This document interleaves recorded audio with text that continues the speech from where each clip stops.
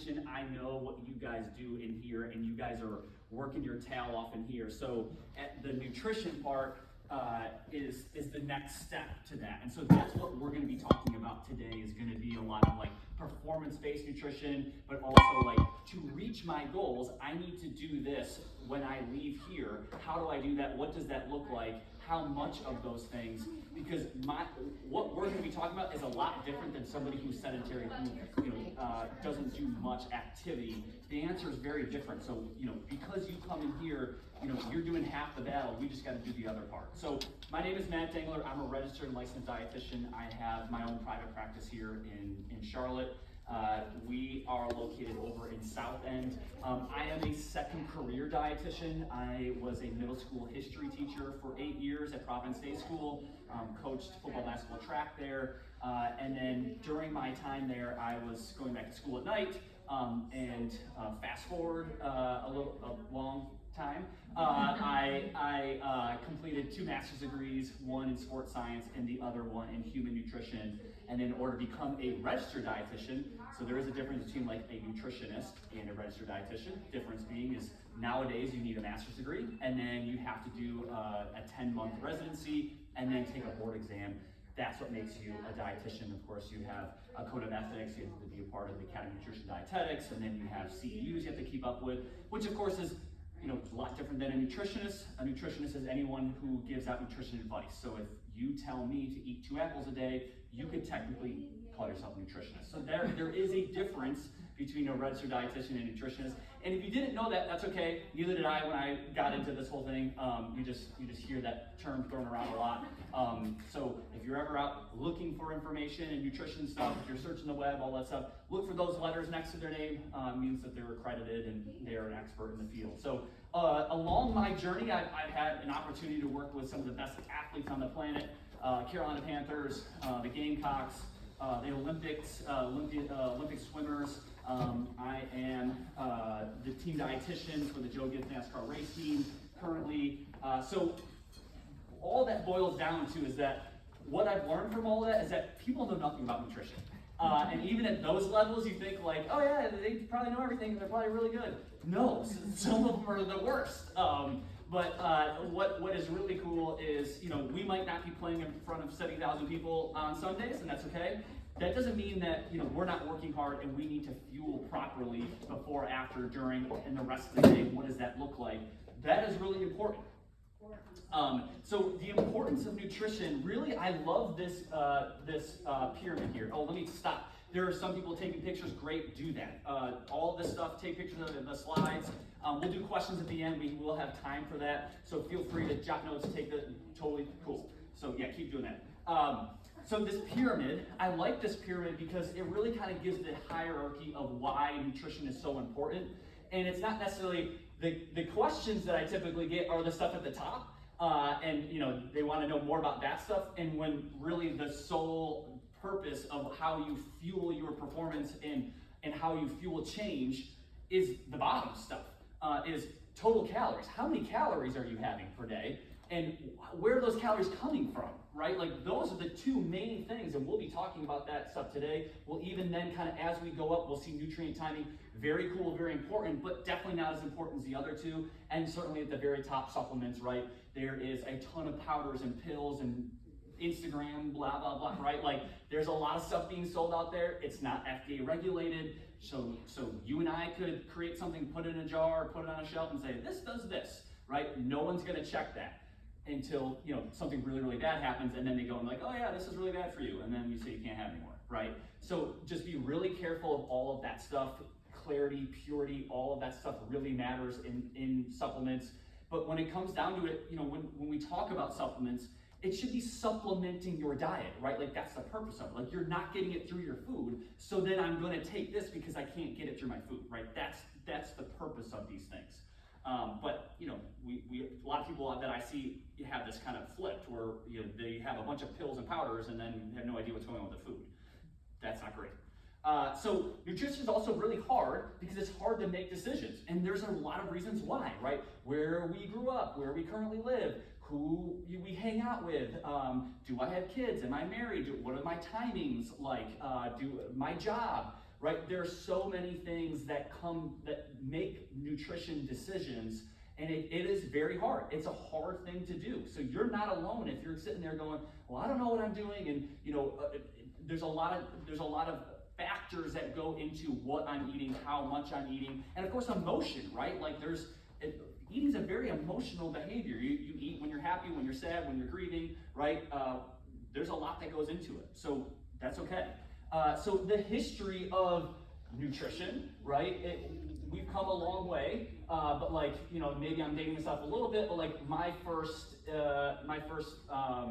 knowledge of nutrition was on the back of a cereal box, right? That food pyramid, right? And we got it wrong then. It tends to change a little bit, but the new one, kind of what we see today, if you're going to go into schools and things like that, that middle plate, and it's pretty good, right? Half of your plate should be fruits and veggies, a quarter protein, quarter grain. And the whole scheme of things, that's pretty darn good, right? But if you didn't get any of this stuff, well, where do we get our nutrition information now? Well, this poll was taken, and this was the exact question. Where do we source our information for nutrition? And as we can see at the very top, it says websites, right? Obviously, we get on the web, social media, things like that, magazines, newspapers. I'll save you some time. Registered dietitian's not on this list. And that's our fault, right? We need to do a better job of giving out solid, good information that people can understand and comprehend. It doesn't need to be very sciencey, it doesn't need to be boring, but we just want the good stuff, right? So it can be really confusing, right, if you're going to set out and try to find out your own information, because one day the headline is this, right, and then the very next day it's this, and you're like, wait, what? I thought it just said, and then one day it's like, okay, no, we can't do these anymore, and then tomorrow it's this, and you're like, wait, what? What is happening here? Okay, what about this stuff, right? Red meat's gonna kill you, everything has to be organic, and cow's magical. And it's like, wait, hold on a second, right? And now you're often like this. And you're like, I don't know what to do anymore because every single thing that I read, it just contradicts the other thing, right? And I was there too, and I didn't get it, right? So I went back to school. You don't have to. Save your time and money, because it doesn't need to be that hard, right? Because when it becomes hard, we start doing this stuff, right? And these are all diets. These are real diets. I didn't make any of these up, okay? Which is scary when we start talking about tapeworm diet. Like, that's a real thing. That is real. That was literally, I take a tapeworm, I eat it, the worm eats the fat in my body. No, that's not how that works. On several different levels, that's not how that works. So just be really, really careful. I actually had a client just send me the cookie diet, which is on here. And it is, and I was like, oh gosh, what is this? And so it literally is, you eat 6 cookies a day and water, and each cookie is 110 calories, so that's 660 calories. No, just no, especially if you come here, no. Right? And then some of the more famous ones, right, that we maybe you've heard of, you've tried, you're currently doing, whatever, right? The structure is different, right? It can be very different depending on which one you're following. But if your goal is to lose body fat mass, if that's your sole goal, right? Awesome. But I don't care which one you're on, right? I don't care what you call it. If you're in a caloric deficit, you will lose weight. That's it. End of story. Again, I know there's articles and podcasts, and I get it. But like, this is it, right? I'm sorry to burst any bubbles. This is when it comes down to it. The science says if you're in a caloric deficit, you will lose weight. Again, if the structure helps you, if all of that is helping you get to where you need to be, which is caloric deficit, cool. I'm on board with that, right? Because diets don't work, right? Plain, simple, end of story. That's it. In fact, it's quite the opposite, and this is the research. This is what the evidence says. Looking at multiple studies saying, in fact, actually over time, you actually gain more weight when you're doing all this stuff. You can lead to disordered eating and eating disorders. I spent time in an eating disorder clinic. It is a very, very difficult situation. If you know anyone, you've ever been in one of those places or dealt with anyone with an eating disorder, it is very hard, and it is very emotional. Because you're just getting everybody on their worst day, right? So a lot of this stuff can happen by thinking, I gotta be on a diet, right? Because diets are very restrictive, and there's a start point and there's an end point, right? We don't need to be on a diet. We shouldn't be on a diet. Evidence tells us, but but also it doesn't work, right? There's an end point. We should be on a lifestyle plan. We should be on something that's gonna last us the rest of our life.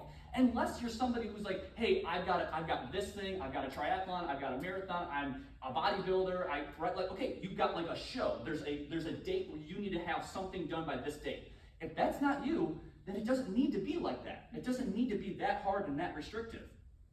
So we need to find out the foundations of eating a healthy lifestyle plan, and it comes down to macronutrients, right? Where are those macronutrients coming from? Macronutrients are your carbs, your fats, your proteins. And actually there is another one that we'll talk about on the next slide.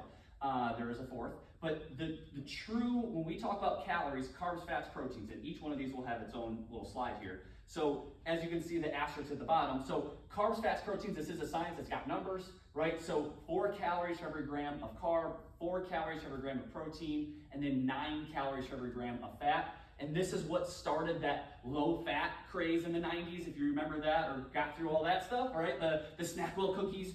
You notice they're not around anymore? There's a reason for that.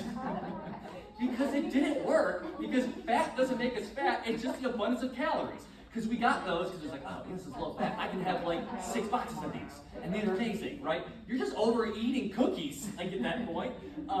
And again, it's low fat, but they still gotta make it taste good. So guess what? We're gonna dump a bunch of carbs and sugar in it, and we'll look the other way because fat's the enemy, right? No, it's not. So again, that's come and gone, which is good. So the last one here, the asterisk, is alcohol. So this is technically a macronutrient because it has calories. Right? So there's 7 calories for every gram of alcohol. But the asterisk is, it can be used for energy. We can't break it down and actually use that for energy like these other 3 that we can. Now, we'll touch on our favorite alcohol later, I promise. It's always the biggest question, for good reason.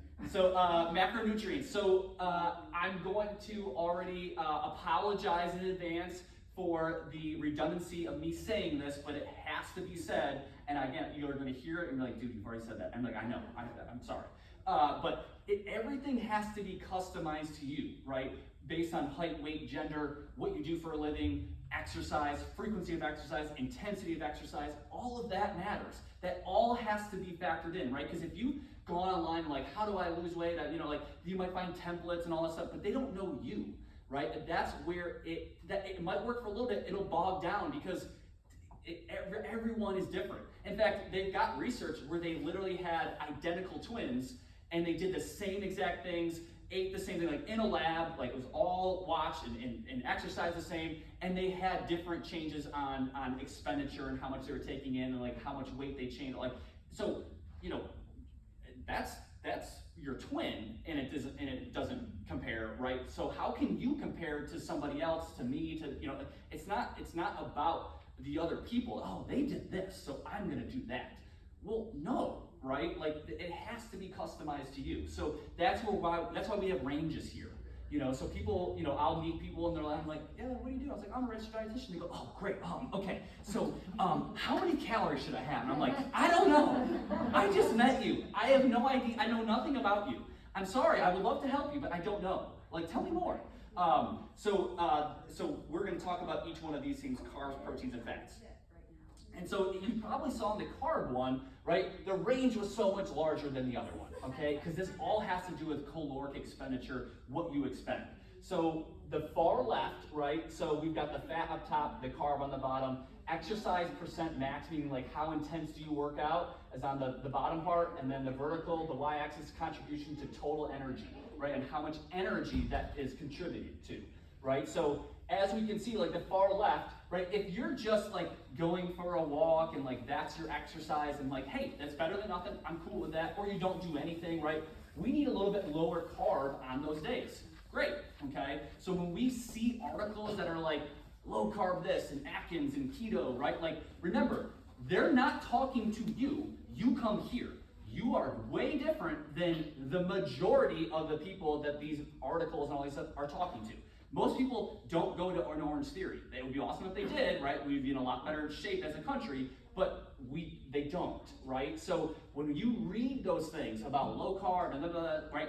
They're talking to majority of Americans who are sedentary and obese and stay at home and do nothing, okay? And so they do need to be lower carb, for sure. Not zero carb, but lower.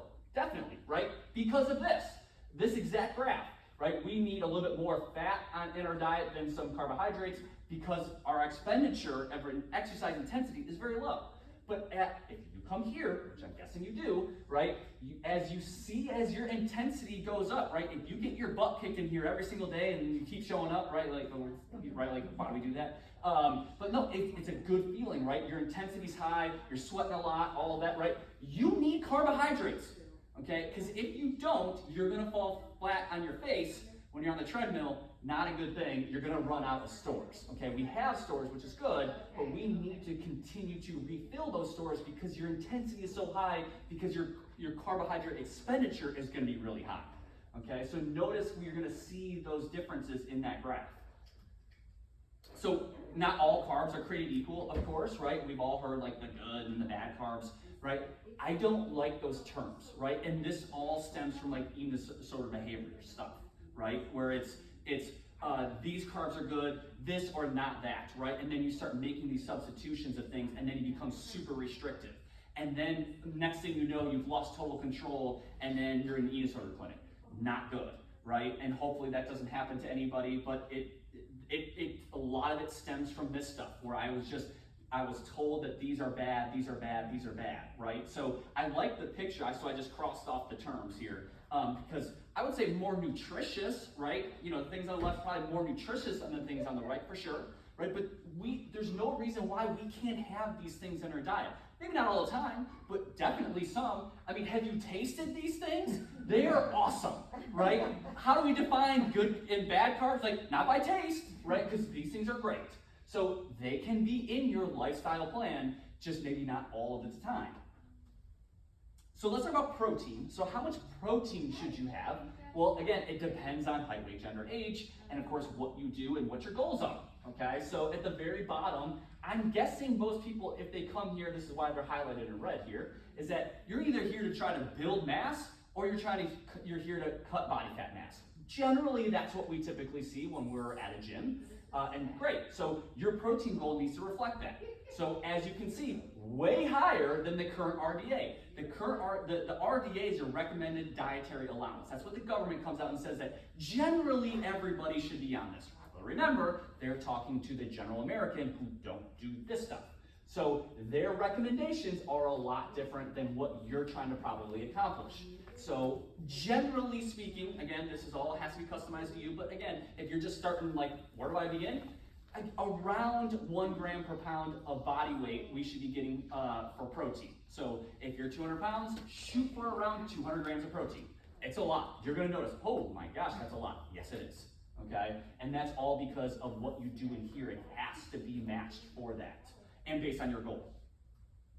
The quality of protein also matters, right? So we have the scale, it's called your bioavailability index score. Basically saying how well does your body absorb certain proteins. So this graph, as you can see the third one down, whole egg, it used to be out of 100. That used to be the gold standard. What happened was there was a development called whey protein isolate, whey protein concentrate, and then isolate. Basically what happened was people like the milk manufacturers, if you've ever seen like those huge tubs that they have, right, and then they pasteurize it, right, they get it to a really high boiling point, and then that kills all those foodborne pathogens, which is good, so you don't get sick drinking milk. What happened was at the very top, there was this huge layer that they literally just had to skim off and they were dumping it in the drain. And so somebody was like, I wonder if we could use that instead of throwing it away. And what they ended up finding was that was whey protein. So they took that and they saw that, whoa, this is really high concentrate. Fast forward a long time, fast forward many research studies and found, holy smokes, whey protein isolate is really, really good for building lean muscle mass. And so then fast forward till now, right now it's like $1 trillion industry of whey protein everything, right? We've seen, of course, powders, shakes, bars, cookies, bagels, peanut butters. A client just sent me that they just bought protein cheese puffs. So those are out there, which he said they're amazing. So I don't know. And actually the nutrition looks pretty good. So we can go try those. But yeah, so it's pretty much in everything because A, it's pretty cheap, and B, it works really well. So there is a difference between the concentrate and the isolate, not to necessarily get in super boring stuff, but basically it's filtered. So there's more bang for your buck when it comes to the same amount of volume. So it's taken and filtered, so there's more protein per volume. That's why it's a little more higher bioavailability than the other ones. So then as we move down, we're gonna start seeing like animal proteins, and then we start seeing some plant sources. So if you're sitting there going, well, Matt, I'm lactose intolerant and I don't eat meat, right? I have got vegetarian clients, I got vegan clients, cool, right? As we kind of go down here, yeah, we will see plant-based items. Are they good? Yeah, they're good. Are they as bioavailable? No, but that would be your protein source, and that's okay, right? If you're like, hey, I can't do dairy, and so I do like a pea protein, which, okay, cool, it's on the list, it's just further down. That's okay. What I want you to do is look at the serving size and just follow the serving size, because what other people have done is like, oh, okay, well, it's not, Matt says that I'm getting less than that, so I'll just like triple up the scoops, right? Like I got like 6 scoops in there. Do not do that. It'll taste like earth, and you're gonna be like, oh, this is awful. I tried it, don't do it. So just follow the serving size, and we'll deal with it later with other foods. So fats, I just got done labeling, saying don't label things good and bad, but there is actually a bad one here when we talk about fats. So fats, the very far one, your trans fatty acids, that was developed in a lab a long time ago. And basically what they found was that it was really good at preserving foods that have to sit on a store shelf for a long time. Like your shortbreads, your cookies, your cakes, cupcakes, things like that are packaged, Oreos, right? Like all of that it might not sell right away. It's gotta stay fresh for a long time. Trans fatty acids, super cheap to make, and it worked really well. End up finding it's really bad for us. So we have limited and cut all of that stuff that is not allowed to be in our food. There will be a trace amounts that we can't necessarily control, but there are very, very low amounts now, which is a really good thing. The next one is saturated fatty acids. This is going to be your room temperature, solids at room temperature things, right? Your butters, your animal fats, things like that. That's saturated fatty acids. I will say there's some opportunity here when it comes to some of the newer research talking about saturated fatty acids. It's leaning towards it's maybe not as bad as we once thought, but we want to be really careful of like opening that window, because then people are like, oh, Matt said I can have all the bacon in the world. And it's like, okay, it's like the snackable cookie thing, chill. Right? So it's still looked at as, over time, if it is in excess, cardiovascular disease, heart disease, things like that in excess, but there's some newer stuff come out that like maybe we don't have to like have, like 0 of it. Some of it is okay. The next couple are your monounsaturated and your polyunsaturated fats. Your monounsaturated fats and polys are gonna be things like your seed oils, avocados, nuts, right? That's where these kind of fall. And then your omegas, right? We start breaking these out. So you've probably heard of these, like omega-3, 6, and 9. Omega-3 is the big one. That's the one we want. Most of our diet revolves around a lot of omega-6s, so you don't necessarily need to go searching that stuff out. In fact, it's been shown to lead to inflammation, so we don't want a ton of it. I've seen products that are like, high in omega-6s. I'm like, that's not great, right? If you don't know, you're just like, oh, well, that sounds good, right? Yeah, okay, I gotta get that.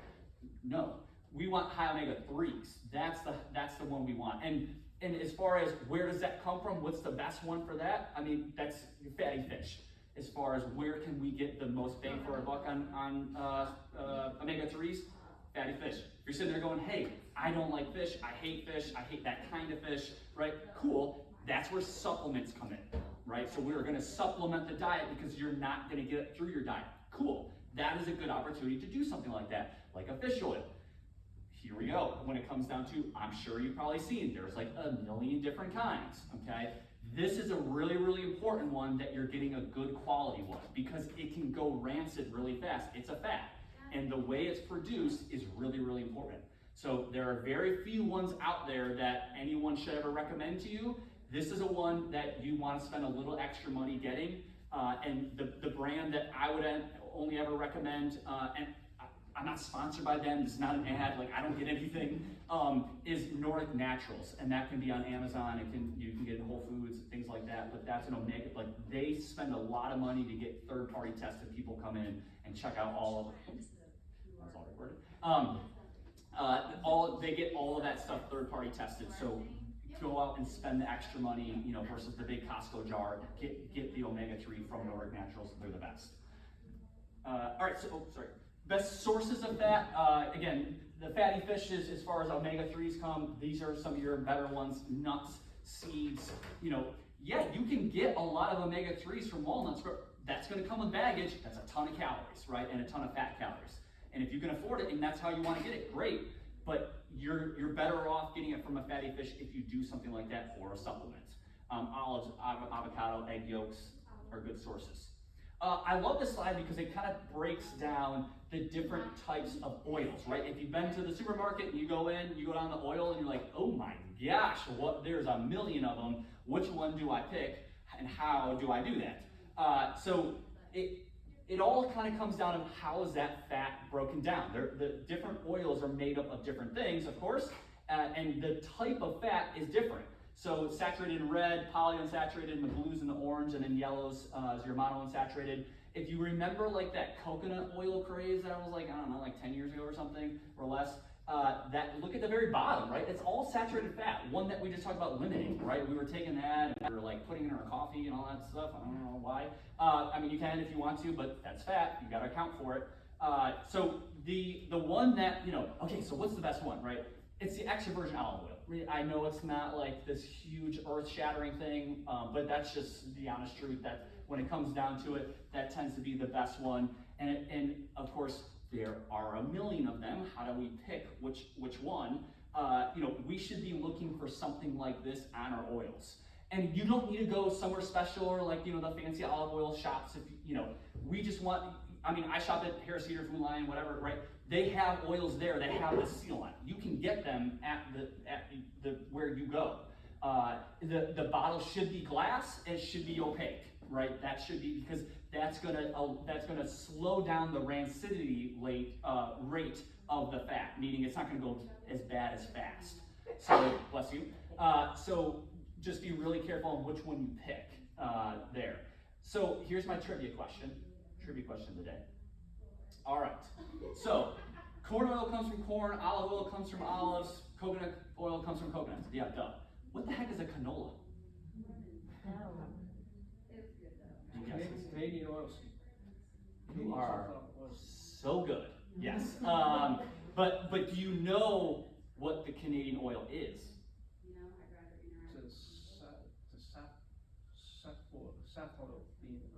You're close. You got the second half, which is really, really good because no one's ever gotten that. So awesome. Gold star to you. So it comes from rapeseed. Yeah. So as you can imagine, selling rape oil on the store shelf, not a great idea. Not gonna sell, right? So we need to do something else. Yuck, okay? So most rapeseed is actually grown in Canada. So it's Canadian oil and they put it together. Yeah, so that's canola. That is where we get that. So there you go. There's your trivia question today. All right. So all well and good in that. I've just learned of all of that cool stuff. Now, what do I do as far as what do I eat? Okay. Let's put this into action. So it all depends on, of course, height, weight, gender, goals, what you do, intensity, all of that stuff. Okay. So when I was working with the Olympians, we came up with this, and I really like it because I love the pictures. It's easy to see. It's colorful. It's nice to look at. And it all determines based on training. So the very far left training, this is going to be 60 minutes or less of training per day.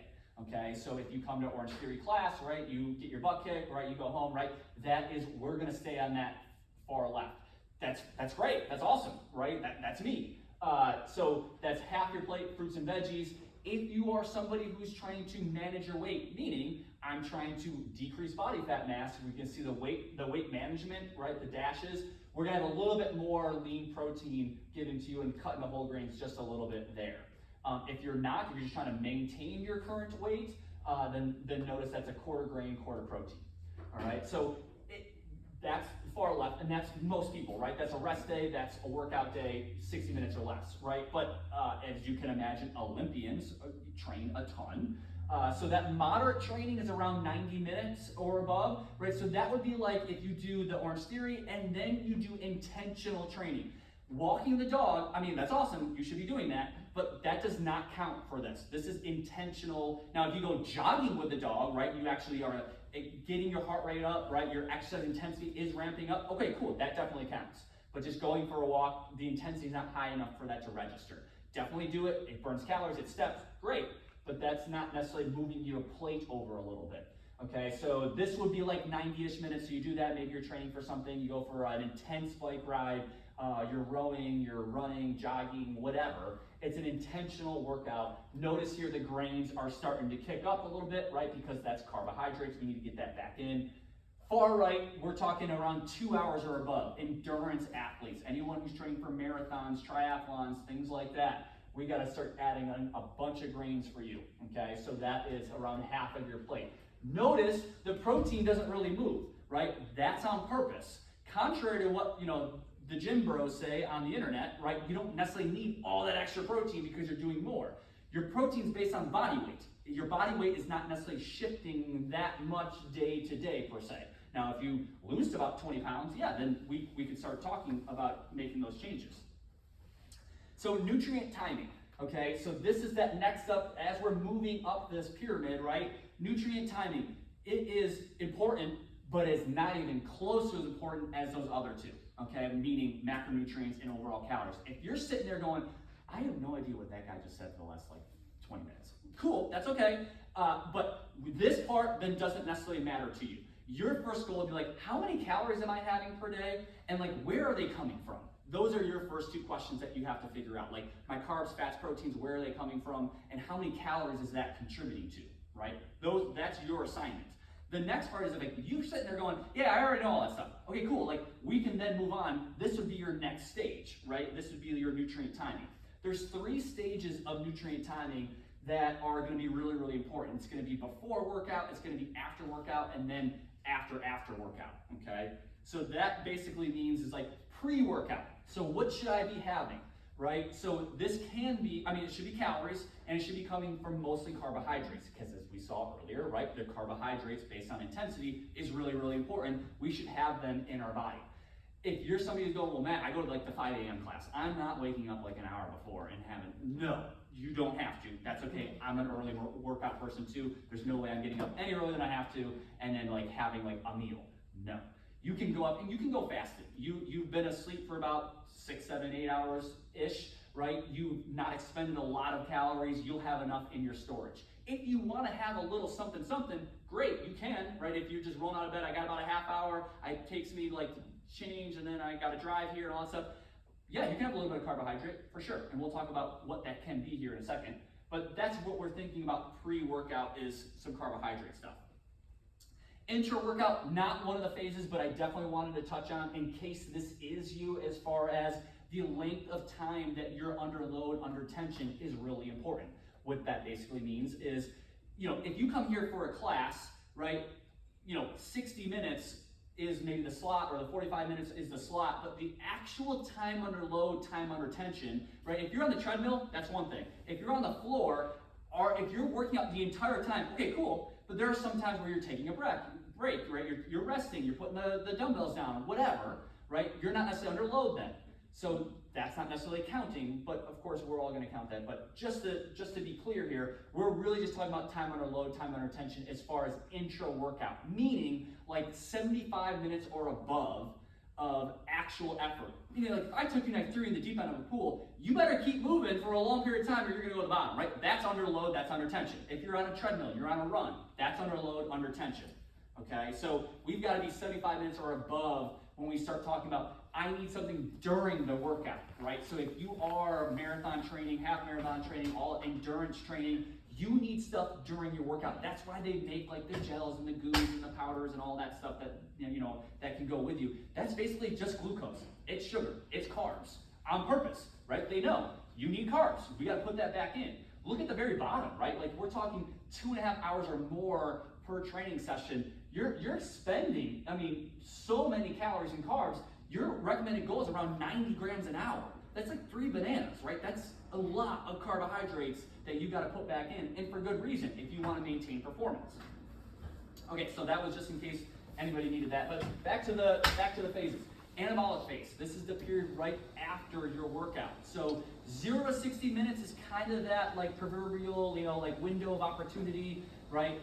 It used to be like a hard and fast rule. It's not quite anymore. Research, newer stuff's come out going, it's not like as important as we once thought as far as like how important that 0 to 60 minutes is.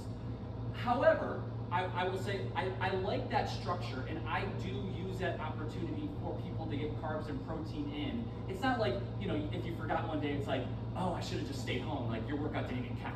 No. But it is really important to get it back in, because a lot of times if you don't have the structure, people will skip it. Meaning like, okay, you come here and then you go run a bunch of errands, you go to Harris Teeter, and next thing you know, it's like, 6 hours later, and you're like, oh man, I'm starving, I haven't had anything, right? We don't want that either. So I do like to incorporate this if you can, and that would be post-workout, high carb, high protein, because we want to rebuild and repair your body after an intense workout. So just to make it really easy, 30 grams of carbs, 30 grams of protein, pretty simple. And if you're on the go and you're on a rush and you're showering here and then you're off to work or something like that, it doesn't have to be like an elaborate thing. It can literally just be like a protein shake. That's why they make whey protein shakes, and like a banana. That's like 30 and 30. We're on the move. It can be that easy, or you can go eat, you can have a smoothie. We'll talk about what that can look like here in a second. And then adaptation phase. This is the time after your post-workout nutrition. So say you have, you're doing the 60-minute workout class here from noon to 1, right? And then you get home at 1:30, and then by the time you make your smoothie, it's like 1:45. Okay, now you're consuming that. Now you are on the clock for the adaptation phase, the 1:45 and beyond, right? Now we're on the clock here for the adaptation phase. It's not right when you got done working out. It's not during your workout. It's when you've had that post-workout meal, okay? So that's around 2 to 4-ish hours after, and you can have carbs, fats, proteins here. So you heard me say earlier carbs, and then you heard me say on the anabolic phase, that's carbs and protein. Now this is where we're gonna have carbs, proteins, and fats. Purposely leaving fat out of this equation because fat slows down your metabolism. We don't want that pre-workout, during, or after, right? Your metabolism is probably running the highest it's gonna run post-workout, okay? So we wanna get carbs and protein as fast as possible into our body, metabolized, broken down, and then out to our muscles for repairing and rebuilding, okay? So if you get some fat, it's not the end of the world, right? Like it's okay, if you, we just don't wanna go looking for it. So no peanut butters, oils, avocados, things like that post-workout, okay, if you can avoid it. So in review here, pre is, around 15 to 30 grams of carbs pre, if you can do it. Post, 30 and 30. Again, this all has to be customized to you based on intensity training, what you're doing, what your goals are. And then later would be like, this is the time to get that later meal in. So if you're like, well, Matt, I do like the 7 p.m. class, and then by the time I get home, I have dinner and I'm going to bed. I don't have time for this, like, whatever. That's okay, right? Just make sure you're getting enough calories prior to that evening workout, so we don't necessarily need the calories at that 2 to 4 hour block afterwards. Again, it needs to be customized to you. Okay, so cool, like that's all well and good, but like what does that mean as far as food goes? These are the things that we're thinking about pre and post workout. So the carbs, you're gonna see here, like this will be one of the few times a dietitian will be like, this is where I want like the white processed carbs here, right? Like not, complex carbs are great, but like right now pre-workout, we don't necessarily want that, because the reason what makes complex carbs great is that they're slow digested. There's fiber in there, right? And that keeps you satiated, right? All of that stuff is great, but just not pre-workout. We don't want that feeling while we're on the treadmill. We want something quick, easy, digested really fast, used for energy right away. So your white breads, white rice. I mean, I've got people who do like just kids cereal, right? It's sugar, right? It's carbs, perfect, and it tastes good, right? So having some like Fruit Loops, boom, right? Quick carbs, fast. And then your proteins there, of course, it can be a supplement, it can be real foods. Always, I'm a very real food, whole food dietitian, right? We want to get that first before we look to a supplement, but supplements are there to bridge the gap, right? If you're in here showering and you're out the door, you can't necessarily sit down and have like an elaborate meal. It's not in your schedule. Cool, that's where supplements can be helpful, and that can be like a powder bar, things like that. The big one here, and which, is standing out, the water, of course, it deserves probably its own slideshow of the importance of it, and not talking about it doesn't mean it's not important, because it's extremely important. You should be frequently hydrating throughout the day. That does include, your bubbly drinks and your LaCroix and all that. That counts. That definitely counts. So get those things. If water's just boring to you, I get it. Changing it up every now and then is great, but we want to get some water in. The goal is around half of your overall body weight in ounces per day. So if you're 200 pounds, we're looking for around 100-ish ounces of water per day for you. Okay, and then post-workout, so again, can be a supplement if you're on the go. It can be real food. It can be any kind of food, a sandwich, right? Lean meats, and a bread or a wrap will be your carbohydrates. Perfect. Go with it. You can do like an oatmeal thing. You can do a smoothie. There's a lot of options that can fit you. So today, what are 5 things that we can do right now to become healthier just walking out this door? Well, the first one, of course, is portion. Okay, so there are very few things that this and sugar-sweetened beverages are the 2 things that are why we are obese in this country. As we can see here, this is talking about 20 years ago. We're talking about 4 times larger in portion sizes today than we were 20 years ago. Okay, same foods, just way different portions. And it is very real if you go out for Italian, right? That's where we see it the most, right? Because if you were to get a true serving of pasta, that's about a cup and that's about your fist. If that showed up on your plate and you ordered that and this is what you got, you'd be like, bro, I don't know what this is. I didn't get the appetizer kiddie meal. I got the real adult one. Go get the rest of it, right? That's our expectation. And it shouldn't be, but it is. And that's how we eat, and that's why we are where we are today. The calories are extreme in some of these dine-out foods just because the portions are so large. So knowing your portion sizes, obviously a food scale will be the most accurate, but if you have any eating disorder behavior, tendencies, things like that in your past, do not weigh anything. Numbers can be very difficult, can be very triggering. We do not want that. You don't need a food scale to do it. It's the most accurate for sure. They're about 10, 15 bucks. If you have no issues with that eating disorder behavior stuff, go get one. It might open up your eyes a lot to going, oh, this is way too much. But we can also use household item things as well. Like a deck of cards is like a piece of chicken, or your fist can be like a cup or things like that. So there are different things that we can use there. You don't have to be perfect, okay? It's all about consistency. Right? How do people make real change over time? It's consistency over time. It's not because they were perfect, right? That's restricted. That's a diet. We don't need perfection. We need consistency, okay? So that means life's too short not to have pizza, beer, wings, wine, whatever you want. We just got to be careful of how much we do, right? Portion and then the frequency, okay? So if we're talking about 80-20 rule, which is a good rule of thumb, we're talking 3 meals a day, 7 days a week, that's 21 meals. 20% of that's 4, right? That gives you 4 meal options to be like, hey, I'm gonna just kick it and have the good stuff. Cool, just watch your portion, right? So this has to be a lifestyle, not a diet.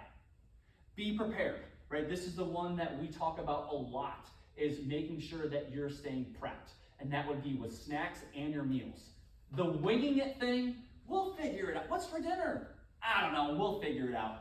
Okay, like that can work maybe once or twice if you get in a pickle, but that should not be the regular. Because if you don't know what's going on for lunches and dinners and what I got snack, right, you're not prepared. And that can lead to poor choices, right? That leads to vending machines and drive-thrus, and we've all been that, right?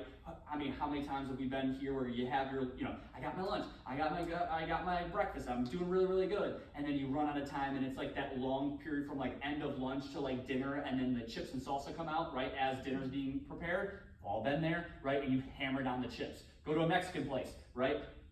You could be full of the chips before you even order your entree, right? So that's because we're really hungry. That's okay, and it tastes really good, but that's just because we're hungry and we haven't been prepared, right? So we got to make sure that we're staying prepared with this stuff. Utilize what you have. You got air fryers, you got pressure cookers, you've got the crock pot, right? So, but like, we've all been there before, right?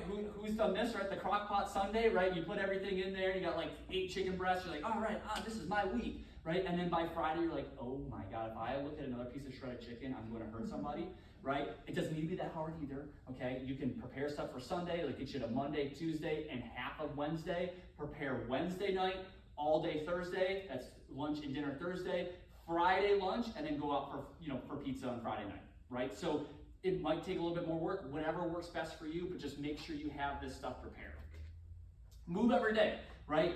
I don't know what your trainers tell you in here, but I doubt they say you have to be here 7 days a week. That would be a lot on your body. That's a lot of intensity, and you're going to start getting really sore and pulling stuff and hurting yourself. Probably not saying that, which is probably a good thing. If you do, great, but that's a lot. You don't have to necessarily do that. I would make sure that you are doing something though. Go for a walk, go for a bike ride. It's so nice out. Go enjoy that. Take the dog for a walk, whatever. Move around, do some yoga. There's enough YouTube videos and we can do a lot of stuff for free. Stretching, meditation even would count here, right? Just doing something intentional. Okay, and then the last one here is sugar-sweetened beverages, right? We talked about what are the two things why we're obese in this country, and we're talking about sugar-sweetened beverages, and we're talking about portions. Those are 1A and 1B when it comes to why we are so obese in this country, and a lot of it comes from our drinks, okay? So if we're looking at this, right, and it can be sneaky. The very first one, right, the Boost Juice Blueberry Blast Low-Fat Smoothie. It sounds super healthy, right, and nutritious, right? Even more sugar than the Mountain Dew, who would have thought, right? So it can be sneaky, like coffee beverages can be really sneaky. It's such a strong, bitter taste. You put a lot of sweetener, you might not necessarily know how much sweetener is in there. Remember like the unicorn drink at Starbucks? Remember that thing? That was awesome. I mean, that was like 1 million grams of sugar. It was probably amazing. I don't know, but we probably don't want to do a lot of those. And notice that's not around anymore, which is good. So if we do a little bit of math, right? So let's look at this. 1 teaspoon is 4 grams. 1 gram is 4 calories. So 1 teaspoon equals 16 calories. I'm no math guy, but 22 times 16, that's a big number. That's calories from sugar alone. Okay, so that we got to be really, really careful. I mean, that's all it has to be metabolized and stored as fat unless you're doing a ton of activity where you can burn that stuff off, right? It's a carbohydrate, it's sugar, like we were talking before. I wouldn't necessarily drink like a guzzle down a Mountain Dew and say, I need carbs, right? That's going to be taking a lot to get rid of all that stuff because it's so concentrated. All right, so frequently asked questions. Here's what we get a lot when it comes to goals, what should I be thinking about? We try to shoot for, and this is all evidence-based, research-based goals here, and this is what has been proven to be the way to do it, is about one pound a week when it comes to overall weight / body fat mass, is what should I be shooting for? About 1 pound a week. And that is, some people are more, some people are less, but typically that is the safe way to do it. This is not a sprint, right? Weight loss, weight change, all that stuff, it is not a sprint. Contrary to what you see on, magazines and blah, blah, blah, drink this water with lemon juice and then you have diarrhea for a week, right? That's not what we're looking for. We're looking for the way to actually do it correctly, and this is how it's done, right? This is all evidence-based, research-based. None of this is my opinion, there's no the way to do it. But this is the way the research shows to keep it off for the long haul. Body fat percentage, I know you guys have the M.ED here, which is really cool. It's the 270, it's the exact same one that I utilize in my office as well. And so we shoot for around 1% a month. Again, some people are more, some people are less, but that's typically what we see is about 1% body fat change per month. Do you need to count calories? Probably. If you're sitting there going, I have no idea how many calories I'm taking in per day, you need to figure that out, right? Again, that's only if you have no issues with eating disorder behavior, eating disorder tendencies, because numbers can be really hard and triggering and all that stuff. You do not need to do that stuff. But if that's never really been an issue for you, that would be probably a good place to start. We use MyFitnessPal. It's a free app, really easy to use, where you can really track calories pretty easily on there. You scan barcodes, it uploads all that stuff. It's really simple, it's free.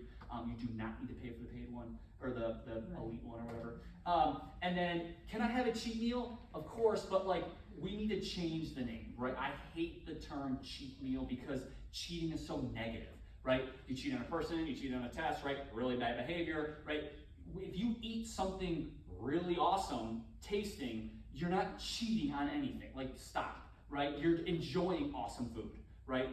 We should be able to do that in a lifestyle plan. Watch the portion, maybe not every day, but definitely enjoy those meals and move on.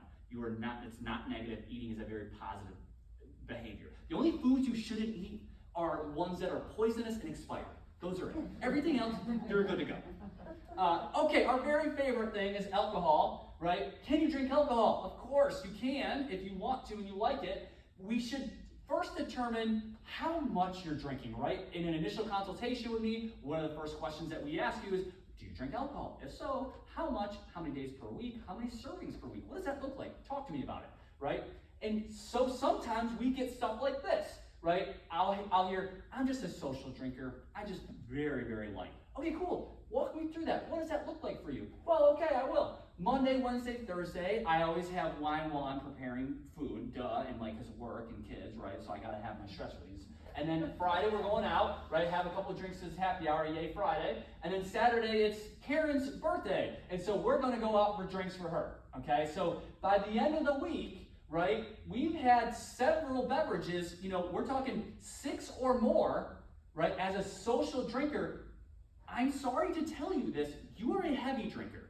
That's not my definition. I'm not calling you an alcoholic, but the medical practitioner definition is that's heavy drinking, okay? So, and you just don't think about it because it's small amounts and it's spread out throughout the week. It's hard to think of that, like, that's heavy, really? And then it comes down to, of course, what is a portion, right? Beer's usually fairly easy to determine because it's either in a can or bottle or whatever, right? But now, the wine, that is tricky because we've got a home pour and then we've got a restaurant pour. Those are different pours. We've all been there, right? At home, we got the big old goblets and, right? Like, well, I don't want to save this, right? I hear you, right? But that is not just one glass of wine. I know it's all fitting in one glass, or you put the straw in the bottle, right? And that's not one glass. That's several servings. We're talking about 3 to 5 ounces of wine is about a serving. So when we talk about calories, of course, right? Your light beers, are going to be in the 100-ish. Your seltzers are going to be 100-ish, right? Those are a pretty low calorie option. If you are a craft beer connoisseur, right? If the Charlotte craft beer scene is amazing, I'm with you. The porters, the IPAs, as the alcohol goes up, so do your calories. That's why they taste so darn good, right? Is that there's a lot of calories in those, so just be super mindful, right? So as we kind of go down, right, your red wine, white wine, around 125 calories based on around 4 to 5 ounces. Again, if we're at home, chances are we're pouring out more than that per sitting. And then as we move, to the really fun ones, your pina coladas, right? If you're on vacation, hey, go for it, enjoy it. Calories don't count on vacation, obviously, right? Everyone knows that. But just know that's around 500 calories for one of those really fun drinks. Go enjoy it, have a good time. Just be really careful. It's going to come with some baggage. So things that you can think about and doing instead, having your clearer liquors tend to be lower in calories. Your tequilas and your vodkas are going to be a little bit lower. And then what you mix it with, of course, is really important. If you're doing a fruit juice or a soda or something like that, that's kind of a ton of sugar in it. So just be really careful. So go to like a diet fruit juice, do a diet soda, diet tonic, diet ginger beer, or something like that. We reduce sugar. Light beers, of course, those are tonic has a ton of sugar in it, so just be careful there. Get a diet one. So to kind of wrap up here, if you're sitting there going, I have no idea what this guy was just talking about. I am so confused. I'm sorry, that was not my goal, but this is what I do for a living.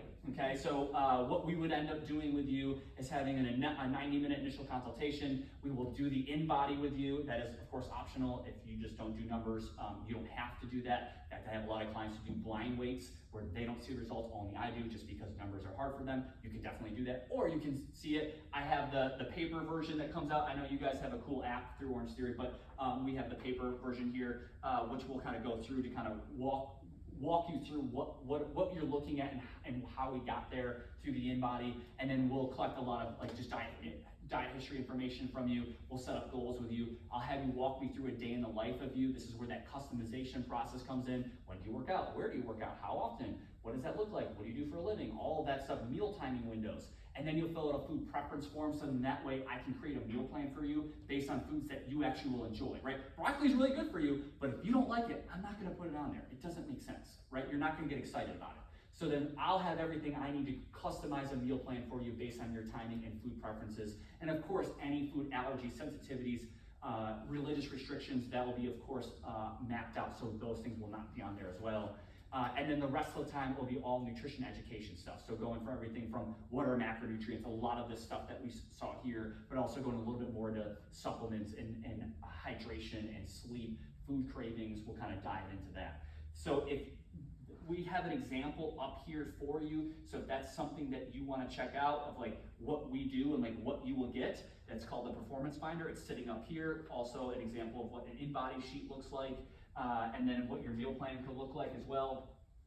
Please come up and I've got cards up here. I've also got one of these little things. What this is basically, how do you calculate your total daily energy expenditure, like what you expend per day, which is different than your BMR, right? Those are two different numbers. You can do that, right? You don't need me for that. You can figure that out, right? So here's how you do that. It's on here. And also on the back is a QR code. This goes right to my appointment book online. So if you want to schedule your free 20-minute phone consultation for being here, and anyone who goes to this Orange Theory, if they're not here today, that's okay. Please share this with them. This goes right to my calendar, QR code it, and then you can pick a time that works best for you. And if you don't find a time that's within the next couple weeks or so, just shoot me an email. I'll get you in sooner, I promise. So that's up here as well as my card is up here. So please take that if that interests you, and if you need just a little bit more help, you're kicking your butt in here. The next thing you got to do is figure out your nutrition, and if you know you can't do it, or you don't want to, or you just need the accountability, that's what we do. Thank you so much for being here. Is there anyone that has any questions about any of this stuff or anything just in general? Yes, ma'am.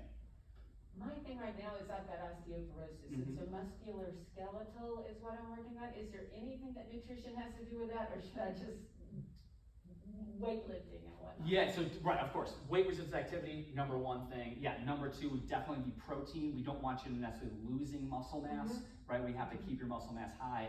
And then I'm sure, hopefully your doctor has you on some sort of vitamins and minerals, right? Calcium, phosphorus, those things, right? We don't want to necessarily be losing vitamin D. We don't want to be losing those things either. Okay. So vitamins, minerals are the best way to get those things in in a little bit of a volume. I mean, of course you have to food, but that's a lot of milk to drink or whatever, right? So take those, but yes, so protein is gonna be number one for you, and then the weight resistance activity. Okay. Yeah.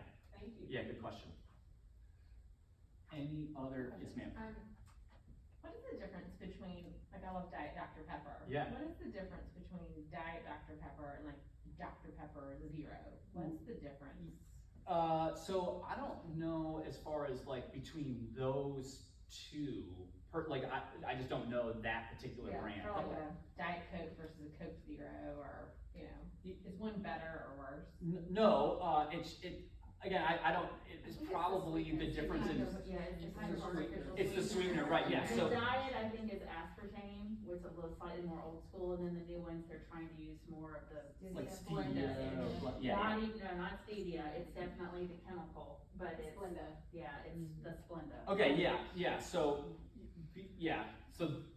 I didn't necessarily know like the different brands, that part, but definitely like when it comes to like diet sodas versus the regulars, I definitely want you doing a diet. I know the chemicals and all that stuff, but like the problem is that like when we hear like aspartame causes cancer, okay, but if you actually looked at the research where that came from, they took rats and they gave them high doses of aspartame for 3 straight years. And when we talk about high doses, what that would mean to us, that'd be like 36 Diet Cokes per day for 3 straight years. And then they developed pancreatic cancer. So then, of course, the clickbait now is that aspartame leads to cancer. And you're like, okay, but like who's drinking that much volume every single day for 3 straight years? Nobody, right? So then it comes down to calories. Definitely go for the diet beverage, right? Like it's got lower calories for sure.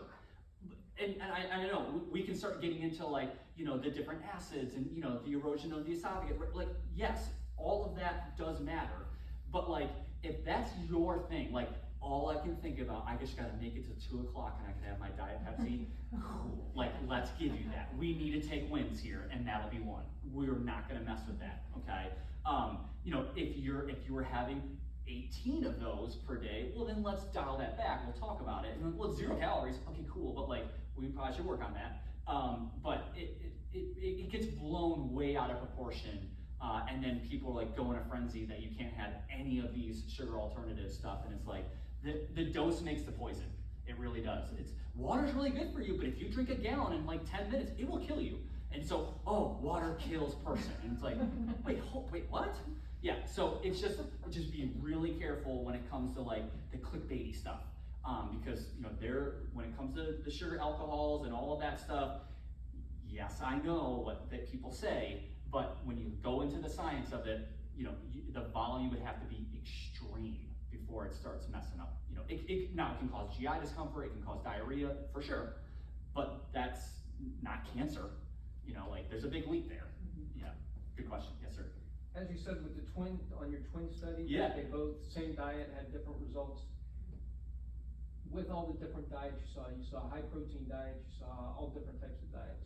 I know carbohydrates of any type don't work well for me. Yeah. What do I supplement the calories needed if I can't put in carbohydrates? Do I jack up more protein or?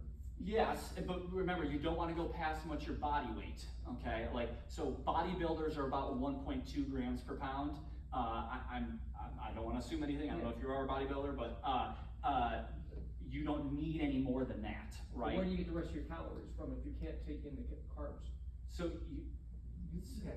you can definitely do fats, but the carb sources are going to be important too, right? So if you just can't do grains or you don't do well with that stuff, definitely fruits and veggies can be. Those are pre-diabetes. The doctor wants me to stay away from those. Okay, but you definitely still need carbohydrates. Yeah, that's what I'm trying to.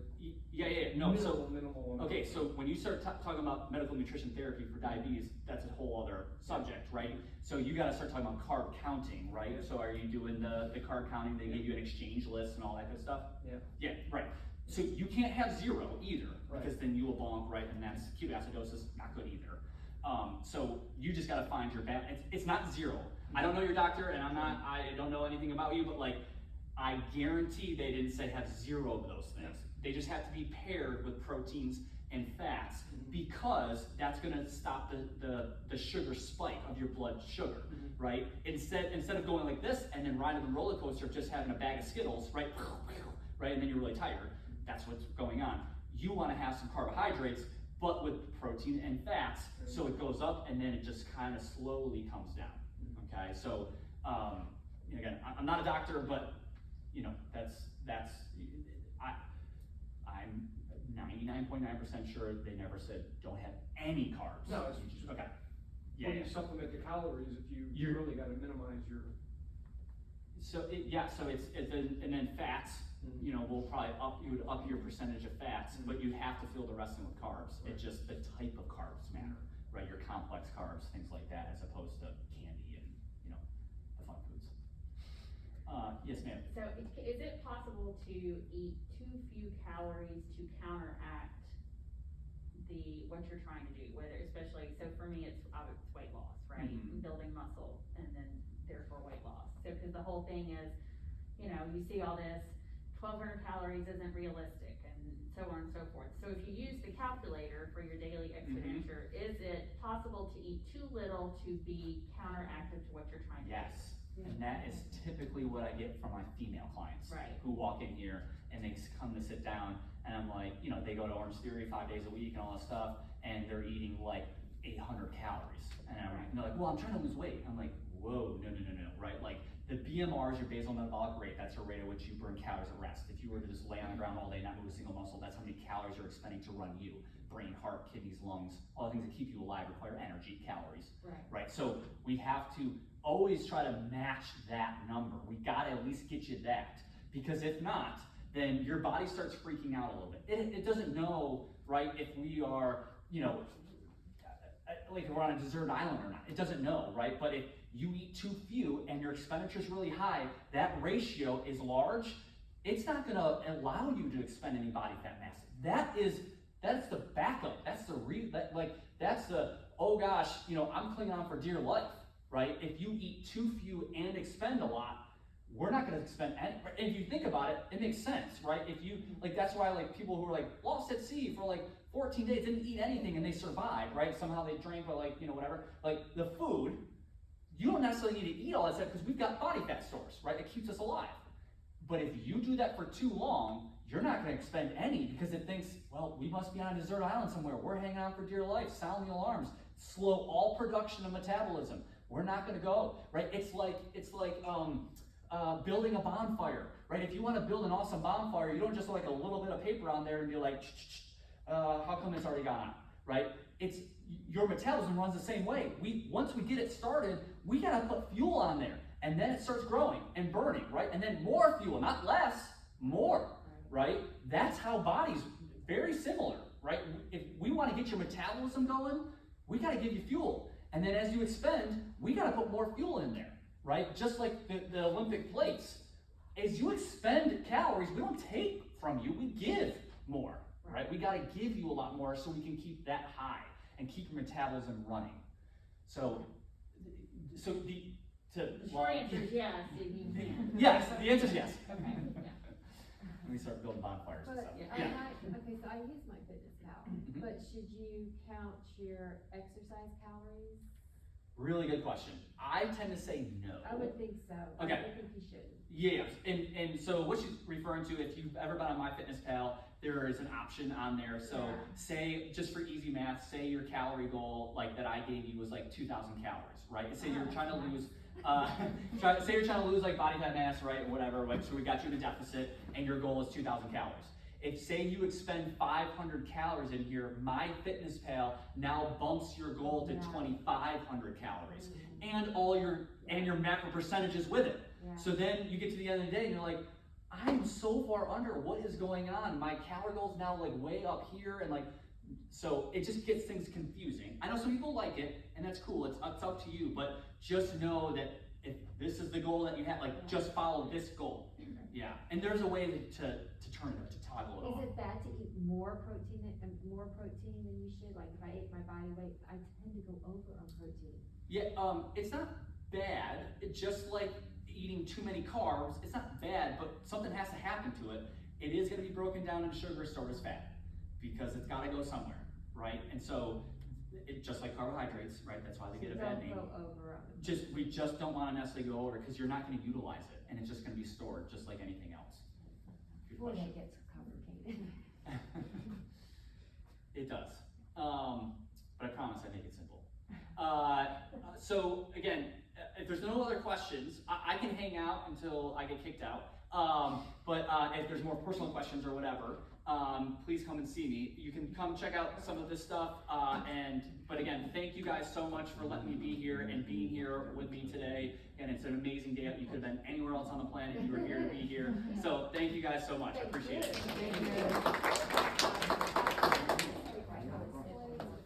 Yeah. Yeah. No, you are all good. So, take it easy. Okay. Yeah. Gotcha. Well, plants.